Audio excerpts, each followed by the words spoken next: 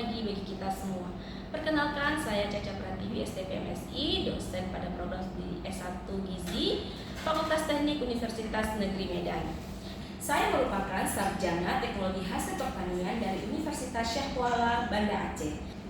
Kemudian saya melanjutkan pendidikan Magister Ilmu Pangan dari IPB University di Bogor. Video ini merupakan bagian dari dokumentasi dan laporan pelaksanaan Tridharma Perguruan Tinggi dalam rangka seleksi sertifikasi dosen tahun 2025 sebagai pernyataan diri dosen untuk unjuk kerja Tridharma Perguruan Tinggi di bidang pengajaran. Pada kesempatan ini, izinkan saya memaparkan mata kuliah yang saya ampu, yaitu mata kuliah Teknologi Pangan yang merupakan mata kuliah wajib yang memiliki bobot 3 SKS dan diberikan pada semester 4. Mata kuliah ini disusun dengan pendekatan kurikulum OB atau Outcome Based Education yang berfokus pada bidang penguasaan kompetensi mahasiswa secara nyata, baik dari segi pengetahuan, kemudian skill atau keterampilan, dan juga sikap. Mata kuliah ini secara spesifik bertujuan untuk membekali mahasiswa dengan pemahaman konseptual dan keterampilan menerapkan teknologi dalam pengolahan makanan dan penilaian kualitas makanan baik dari segi sensori maupun dari segi nilai gizinya, kandungan protein, kandungan kadar air, lemak, kadar abu, dan kadar karbohidrat, dan seterusnya. Kemudian pada mata kuliah ini, mahasiswa harus mencapai target pembelajaran, yaitu mampu menguraikan segala aspek tentang teknologi pangan, baik prinsip pengolahan produk pangan, sifat bahan pangan, maupun rekayasa produk pangan. Selain itu, mahasiswa juga harus mampu untuk membuat dan mengawetkan dan menganalisis baik itu secara sensori dan kimia produk pangan. Dari CPNK tersebut, maka dijabarkan ke dalam 6 sub CPNK, yaitu yang pertama, mahasiswa harus mampu menelaah prinsip pengolahan pangan dan teknik menilai karakteristik sensori produk pangan dengan berbagai metode organoleptik. Kemudian sub CPNK yang kedua, yaitu mahasiswa mampu menelaah dan mengaplikasikan atau membuat produk pangan berdasarkan metode pengolahan dan pengawetan pada suhu lingkungan. Kemudian sub CPNK yang ketiga, yaitu mahasiswa mampu menelaah dan mengaplikasikan atau membuat produk pangan berdasarkan metode pengolahan dan pengawetan dengan panas meliputi uap dan juga air. Kemudian sub CPNK yang keempat, yaitu mahasiswa mampu menelaah dan mengaplikasikan atau membuat produk pangan berdasarkan metode pengolahan dan pengawetan pangan dengan udara panas, minyak panas, serta energi langsung dan terpancarkan. Kemudian sub CPNK yang kelima, yaitu mahasiswa mampu menelaah dan mengaplikasikan atau membuat produk pangan berdasarkan metode pengolahan dan pengawetan pangan dengan penilaian suhu. Kemudian yang terakhir, sub CPNK yang terakhir yang keenam, yaitu mahasiswa mampu merancang jenis operasi pasca proses produk pangan yang sesuai terhadap produk pangan tersebut. CPNK yang diturunkan ke dalam 6 sub CPNK ini dibagi ke dalam 14 kali pertemuan tatap muka pembelajaran dan tidak termasuk dengan UTS atau ujian tengah semester dan UAS atau ujian akhir semester. Proses pembelajaran pada mata kuliah ini dirancang berdasarkan pendekatan student-centered learning yang berbasis yang pertama itu adalah delivery, yaitu penyampaian materi yang dilakukan secara sistematis menggunakan berbagai metode pembelajaran aktif, baik itu sinkronus maupun asinkronus, yaitu seperti ceramah interaktif melalui presentasi materi perkuliahan, di mana materi disertai dengan visualisasi atau video agar terlihat lebih menarik. Kemudian juga dengan memanfaatkan e-learning atau LMS. Basis yang kedua adalah interaksi, yaitu penerapan pembelajaran melalui pendekatan aktif dan kolaboratif, seperti diskusi kelompok, kemudian penyelesaian tugas dan mini project berkelompok yang diwujudkan dalam pelaksanaan praktikum. Kemudian aspek yang terakhir adalah aspek asesmen, yaitu penilaian yang mencakup aspek kognitif, psikomotorik, dan afektif dengan ragam instrumen. Bentuk asesmen yang disesuaikan dengan metode ini adalah sesuai dengan yang ada di Universitas Negeri Medan, seperti ujian tertulis yaitu UAS dan juga UTS untuk mengevaluasi konsep dan teori yang diberikan, kemudian tugas rutin baik itu yang dilakukan secara individu maupun secara berkelompok, kemudian yang ketiga yaitu presentasi mini project, dan penilaian proses diskusi untuk menilai kemampuan komunikasi dan kerjasama tim. Dan yang terakhir yaitu refleksi mahasiswa dan umpan balik dari dosen untuk memperbaiki proses pembelajaran secara berkelanjutan. Metode pendekatan pembelajaran ini dilakukan guna mendorong pemahaman mendalam, keterampilan berpikir kritis, serta penerapan nyata di bidang teknik pengolahan dan pengawetan pangan. Demikian pemaparan singkat mengenai mata kuliah teknologi pangan. Selanjutnya saya akan menampilkan proses pembelajaran yang saya lakukan di kelas. Selamat menikmati. Wassalamualaikum warahmatullahi wabarakatuh.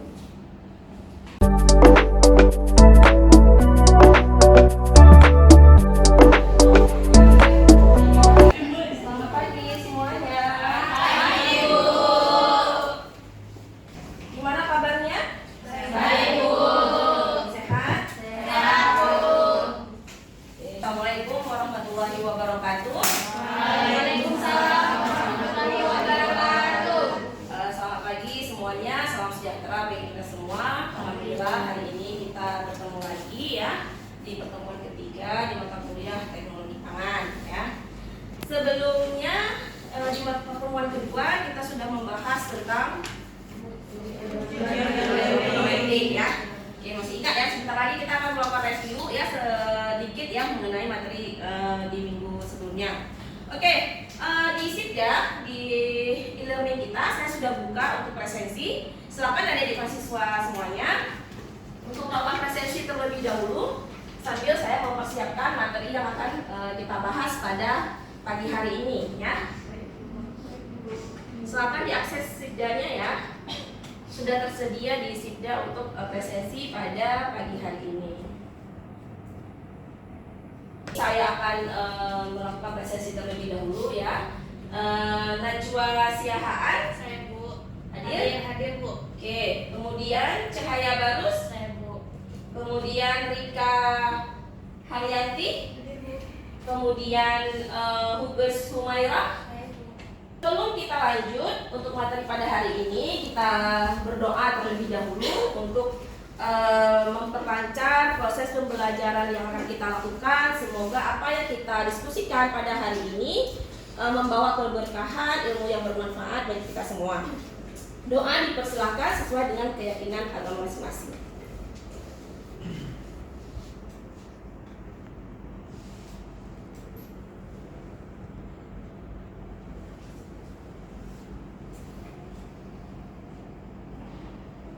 Berdoa selesai. Oke, sudah siap untuk materi hari ini? Siap. Siap ya? Oke. Sebelum kita masuk, saya ingin sedikit melakukan review ya terkait dengan pertemuan kita pada minggu sebelumnya. Ada yang masih ingat teori ataupun materi yang kita diskusikan pada minggu sebelumnya tentang apa di pertemuan kedua? Pengujian organoleptik. Apa itu pengujian organoleptik? Organoleptik itu ada uji hedonik, uji putar hedonik, uji pembanding, dan uji afektif.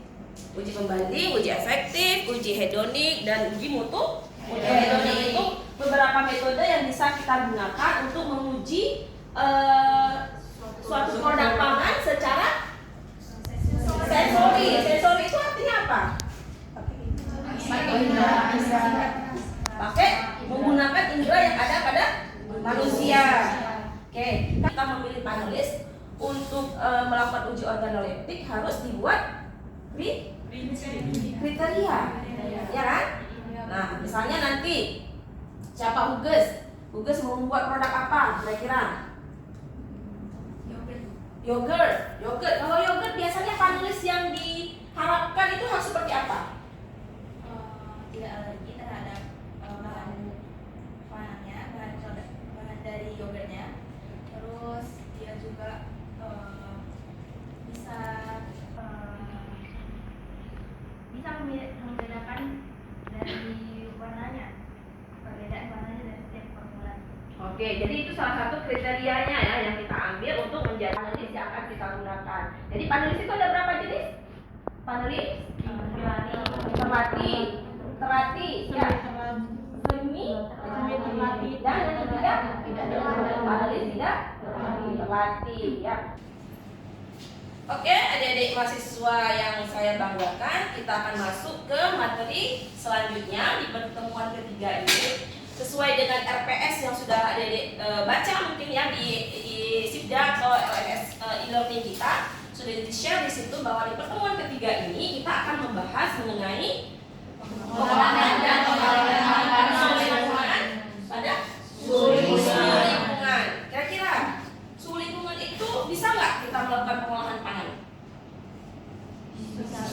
Contohnya apa? Apa yang kita manfaatkan ini sehingga kita bisa mengolah makanan ataupun mengawetkan makanan yang akan kita konsumsi. Sinar matahari untuk teknik pengolahan apa? Pengeringan apa contohnya? Ikan asin. Terus apa lagi? Yang memanfaatkan sinar matahari yang orang zaman dulu itu sering lakukan. Kerupuk. Apa lagi? Yang betul-betul pure memanfaatkan suhu lingkungan. Garam. Apalagi kira-kira? Dengan menggunakan metode pengeringan. Contohnya apa? Kalau adik-adik semua bisa lihat, ini ada beberapa tahapan ataupun proses pengolahan dan pengawetan pangan dengan menggunakan suhu lingkungan. Yang pertama ada persiapan bahan baku, kemudian ada pengecilan ukuran, kemudian ada gula, asam dan garam. Ada yang ini apa contohnya? Ini sangat dekat dengan kehidupan kita sehari-hari. Penggaraman, contohnya apa? Ikan asin. Kemudian apa lagi? Asin. Kemudian dengan penggulaan, contohnya apa?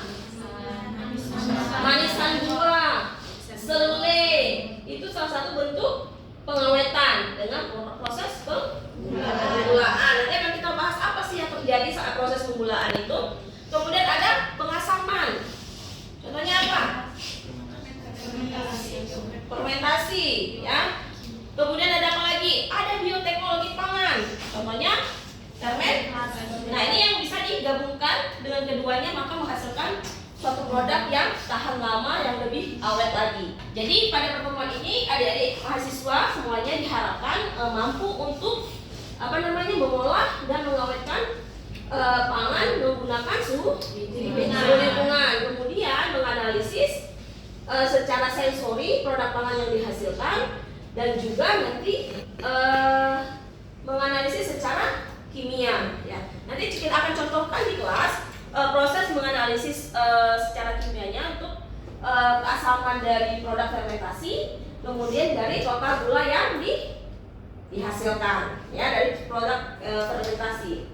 Oke, untuk pembahasan berikutnya adalah mengenai persiapan bahan baku atau pre-processing. Ada 3 langkah di sini, ya. Ada cleaning, sorting, dan grading. Kenapa 3 hal ini penting dilakukan? Karena kalau produk pangan bahan bakunya saja tidak berkualitas, apakah kita bisa menghasilkan produk pangan yang berkualitas? Tidak kan? Makanya harus dilakukan proses persiapan. Karena seperti itu, kenapa kita perlu melakukan persiapan bahan baku yang akan kita gunakan. Paham sampai di sini? Paham, Bu. Oke. Tadi kita sudah berdiskusi mengenai pengecilan ukuran, ya. Salah satunya adalah produk tepung, ya. Berikut ada suatu industri yang mengolah tepung dari sipok atau cassava flour. Nah, adik-adik bisa lihat di sini proses pengolahannya sebagai gambaran bagi adik-adik nanti yang akan mengolah cassava flour. Nah, ini bagian untuk seperti kita sampaikan tadi, ada cleaning, sorting, dan grading, ya. Nah, ini di cleaning terlebih dahulu, pencucian dilakukan.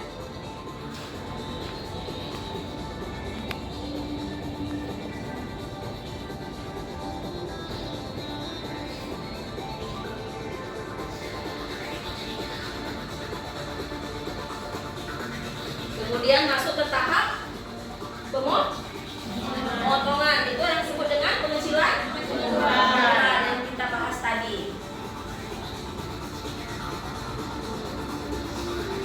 Ini adalah dengan metode yang dilakukan secara industrial, tapi secara sederhana konsepnya sama, ya.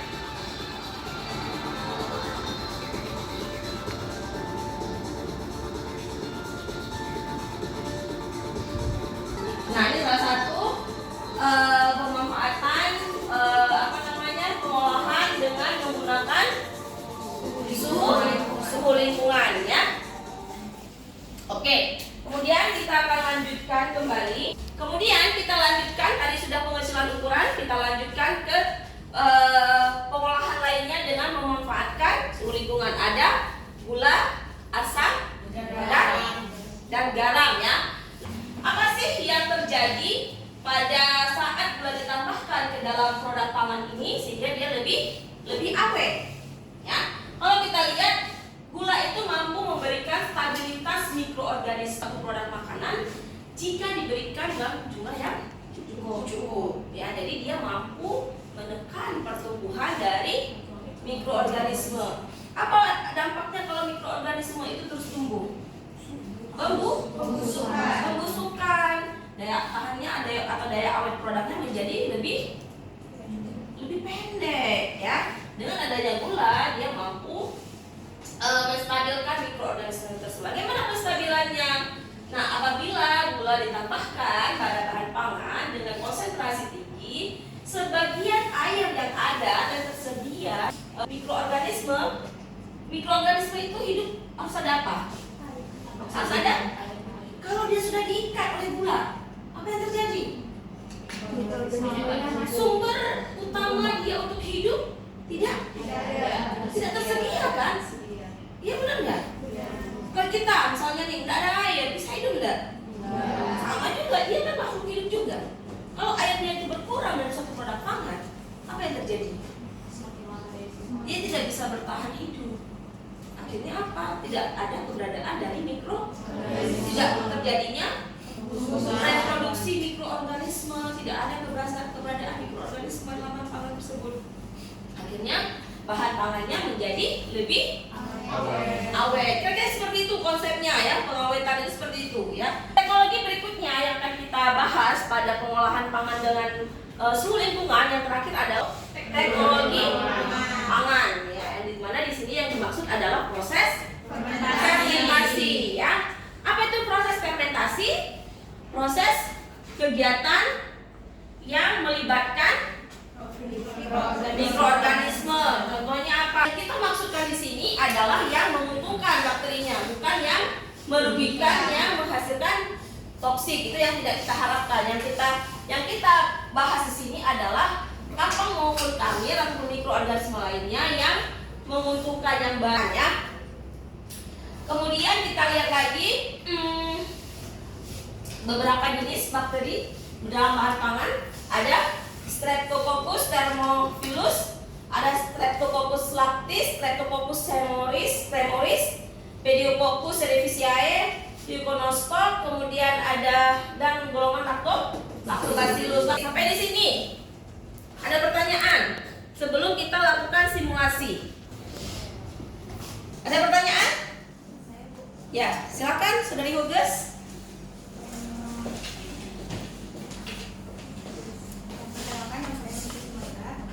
Saya ingin bertanya bagaimana proses dari pembuatan kapace, bahannya itu apa aja? Apa saja bahan yang digunakan untuk proses pembuatan kapace?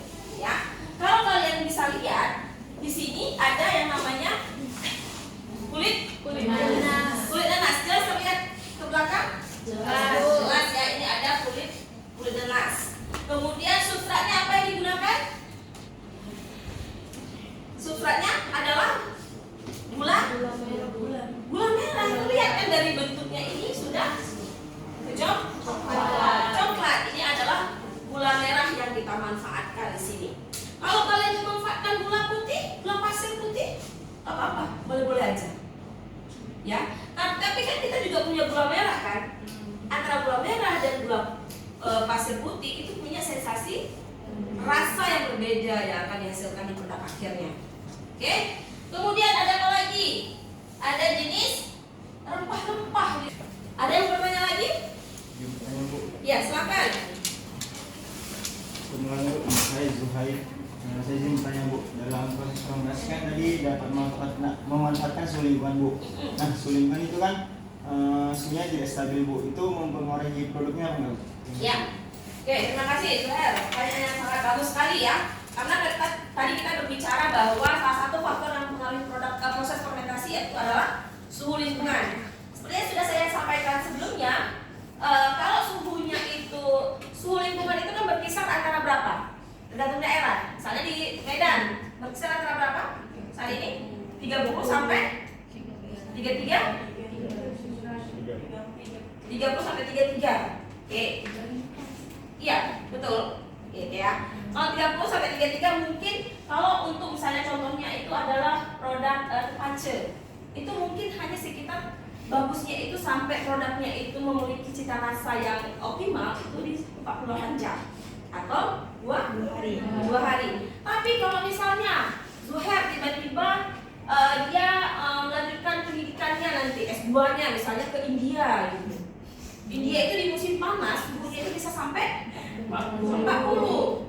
Kalau 40 kira-kira perlu 48 jam nggak? Tidak. Hanya lebih singkat lagi, mungkin bisa saja 24 jam atau 36 jam. Sudah memiliki tekstur, rasa, aroma, sensorinya itu sudah optimal.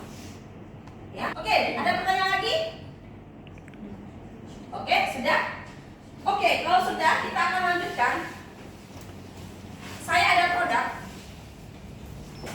produk hasil fermentasi. Ini namanya kombucha. Ada di pasaran saat ini. Sudah ada di pasaran. Ya, sudah ada di pasaran dan bisa kita tes sekarang untuk uji keasaman dan juga total gula. Bagaimana uji keasamannya? Kita menggunakan kertas lakmus, ya. Kemudian untuk uji total gula kita menggunakan apa?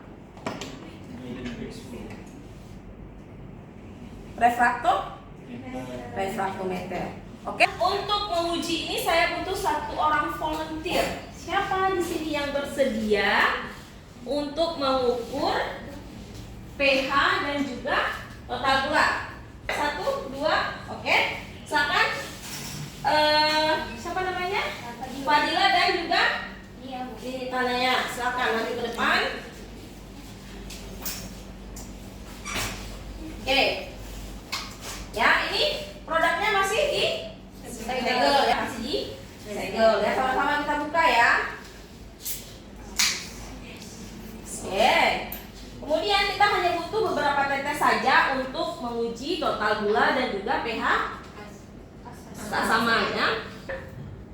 Masing-masing mengambil 1 kertas lakmus. Kemudian silakan langsung dicelupkan. Cocokkan dengan warna yang ada pada 3. Oke. Berarti kisaran pH-nya itu sekitar di 3. Menggunakan refraktometer untuk total gula ya. Kan ke teman-temannya. Kita bersihkan terlebih dahulu dengan menggunakan Aquades. Ya, setelah itu diambil sampelnya 1 tetes saja.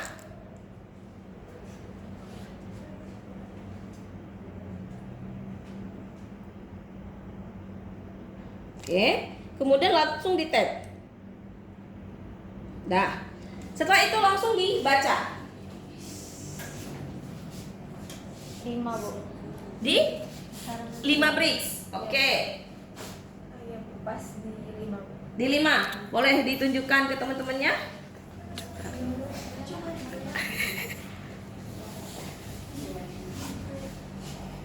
Tahu ya cara membacanya itu? Jadi garisnya itu, birunya itu di angka 5. Kebetulan yang sudah kalian dapatkan pada pertemuan ketiga hari ini dengan topik pengolahan dan pengawetan pangan pada suhu lingkungan. Yang kita bahas hari ini ada berapa? Ada? 4. Apa saja? Persiapan bahan baku, kemudian pengecilan ukuran, kemudian yang ketiga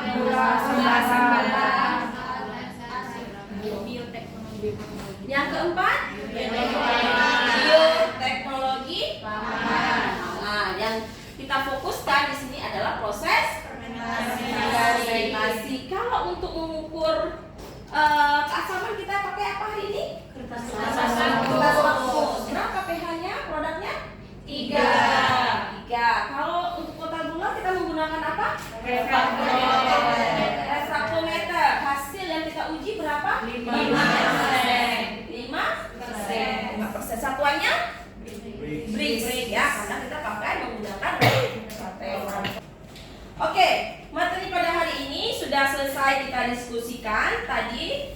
Nah, sekarang kita ingin melakukan evaluasi terlebih dahulu. Gunanya untuk apa? Untuk mengetahui sejauh mana tingkat pemahaman ada di mahasiswa sekalian pada hari ini terkait dengan topik proses pengolahan dan pengawetan bahan pangan pada suhu lingkungan. Ya, silakan ada di mahasiswa men-scan barcode di depan sebagai bentuk untuk masuk ke dalam kuis yang akan kita kerjakan. Ya, sudah bisa masuk? Sudah. Silakan. Waktunya hanya sekitar 3 menit kurang lebih ya.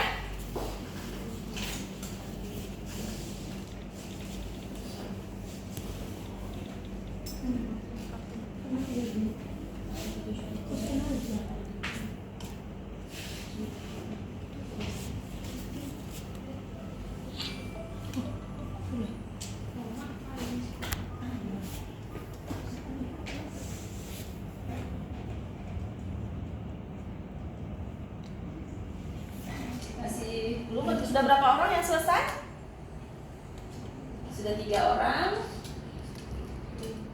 Oke, sudah selesai ya pengerjaan kuisnya ya, evaluasi yang kita lakukan. Mari kita lihat total skornya rata-rata seperti apa. Nah, Cahaya Barus 10 ya, jadi sudah sangat paham ya mengenai topik pada hari ini. Kemudian Dena, Huges, Intan, Nurul Fajar. Oke, secara keseluruhan sudah cukup baik ya.